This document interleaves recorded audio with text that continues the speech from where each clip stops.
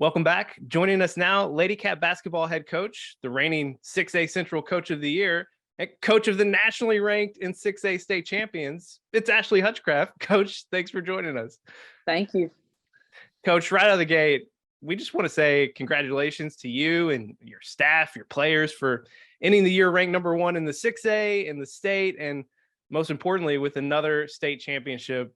What an unbelievable season. Yeah, I mean, obviously it feels really good. We've gotten to celebrate a little bit over the last few weeks, and just an exciting time for our team. We got to design some state championship rings, and so we're excited. Kind of still basking in the glory a little bit, and then we'll get back to work next week. So again, just thank you guys for everything you do as far as just broadcasting the games and all the media attention you give our girls. It means a lot. Coach, I wanted to talk a little bit about within the season, there seemed to be, to me, a stake in the ground moment that happened sometime around the Washington trip. There was the 3-game stretch there where you had some losses, but you were playing pretty well. Was there something within that trip that triggered your unbelievable pressure that you were putting in offensively and defensively since that trip? Was there something that happened there, or was there something else that happened? Yeah, I feel like just having those really hard games in DC, and we were able to compete at a extremely high level. We were playing some of the best teams in the country, some of the best players in the country, and every game that we played after that, we consistently talked about, okay, y'all, we're about to play whoever. Are they as good as Sidwell? Are they as good as La Jolla? And, everyone's like, no, and I'm like, okay, so let's bring that energy and we'll be fine. So, just that experience and that opportunity. It wasn't an easy trip. It was a lot of fun, but it was exhausting, between the games itself and then the travel. It was a tough time for us, but it made us tougher physically and mentally. All right, let's go back to the start of the state tournament. Tim and I talked a lot leading up to that week about the fact that it could play out in this face 3 teams, that 2 of which had ended your previous 2 seasons, and then one ultimately that you hadn't had success against in the championship round. And of course, it turned out that way. Let's start with Fayetteville and just talk about your reflections from that game. Obviously it sort of felt like a little bit of a revenge opportunity, but I thought we didn't play great that game, honestly. But we were able to get it done. It was kind of a physical game, but we hadn't played for a full week. And so that first game, when you get a bye, and the team before you has been able to play, it's tough. I felt like once we got settled in, things got a little bit better. And then, we were able to have a day off going into the next game. Yeah. And then, of course, the next game being against Central in the semifinals. We all know the history there, but it looked like your team was just on a mission and ultimately got the second sportsmanship rule in a row in the tournament. Yeah. I felt like, it just felt like that peaking moment. We talk about that a lot, and I've talked about it with you guys about, man, we focused a lot this year on being able to kind of press on the brake early, make mistakes early in the season, and have a time where we were peaking. And I felt like there was a moment in that game where you're like, okay, here it is. Here is that peaking moment. Every single person that got in the game was productive. If you would have told me we would have beaten a team 30 points and Chloe has 6 or 9 points. Yeah. I would have been like, no, that ain't going to be a good day. But that tells you the caliber of players that we have and the caliber of team, and her ability to be able to do other things. Chloe's defense, her assist, her rebounding. it was a good day for sure. And it felt inevitable all year that it was leading up to number 1 versus number 2. It's exactly what happened. And you took on North Little Rock, a team that you had to beat 3 times in the year to get that ultimate goal. Yeah, you even take the year before that, we beat them there too. We've beaten them a lot over the last few years. So, we beat them twice last year. We beat them twice this year. So, this is kind of number 5 in a row. And when you have that mental thing, if I'm Coach Fimple, I'm definitely using like, this is our time. Nobody can beat us this many times. Obviously, that was a concern. But one thing that we focused on, I knew we had to say something. We had to have a different focus at some point with them.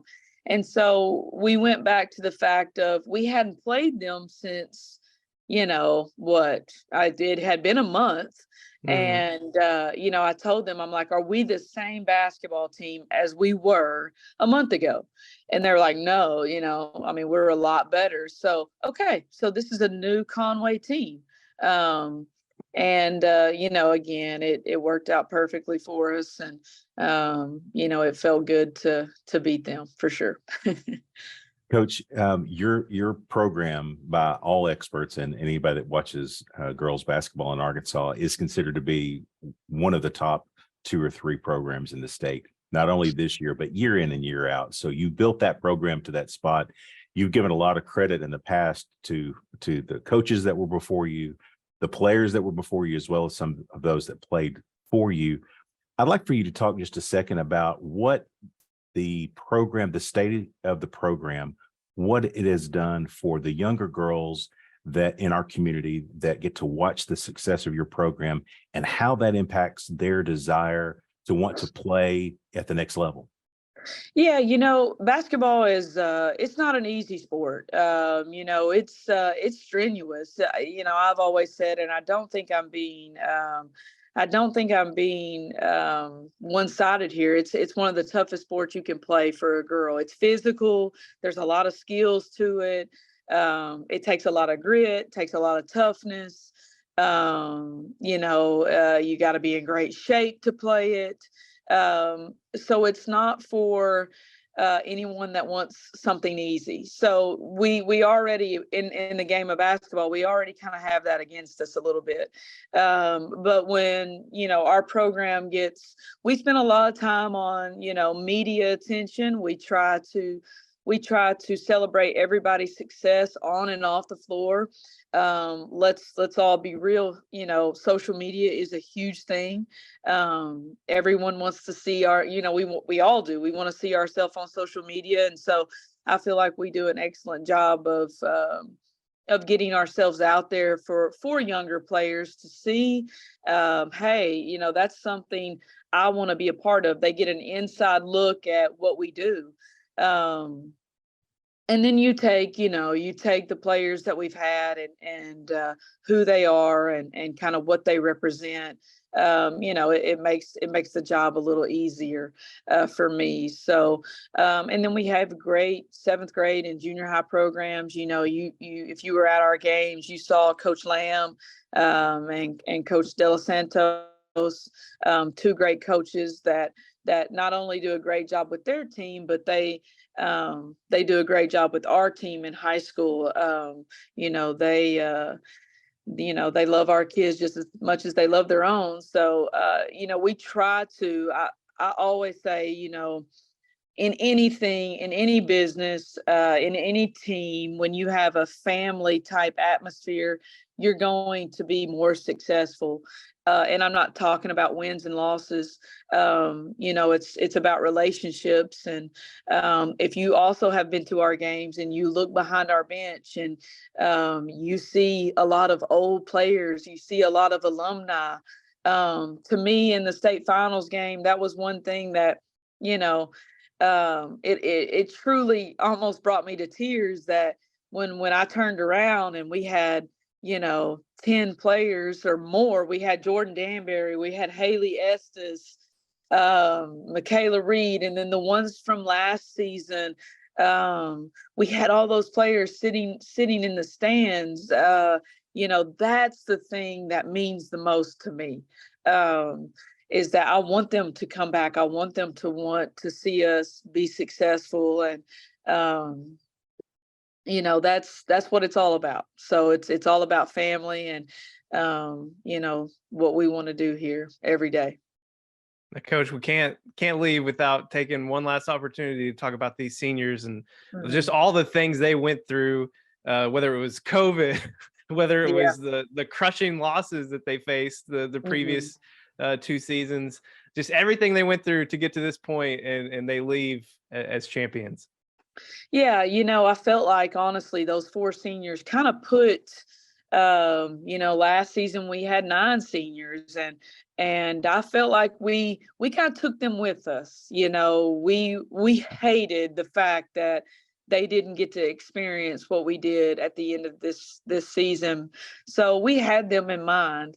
And then we also had the previous year seniors in mind, which was only a couple seniors, but we kind of took all that and kind of, put it on our shoulders a little bit. And that's a lot of pressure, but, I feel like if you were at the games, you could see that, it's like everything just completely came together in that North Little Rock game. Like everything that we wanted to do and have been wanting to do all, their career, they put it together. So, not only are they great basketball players, they're great people. They're going to leave a legacy. And, some of them, it's going to be extremely hard to fill that spot. But goodness, I can't say enough about the group and what it means. But, we feel that way every senior year. That's the hardest part about my job is, here, I think Savannah leaves May 27th to report at Auburn. It's almost like a death. We lose them. We spend so much time with them, and then we have to see them go, and we're happy for them. We're excited, but it leaves a hole in us a little bit. But again, I know they'll be back, and I know we'll be supporting them, and that goes for everybody. Well, Coach, again, it was a remarkable season, and I can speak for Tim. We both felt privileged to be able to help tell that story, and congrats again. Thanks. I appreciate you guys and what all you do. Not many people support, sports in general, especially high school sports, and especially girls sports. And so it means a lot to us and the girls. You make them feel special, and that's what makes Conway what it is. So back to you on all that. Thanks, Coach.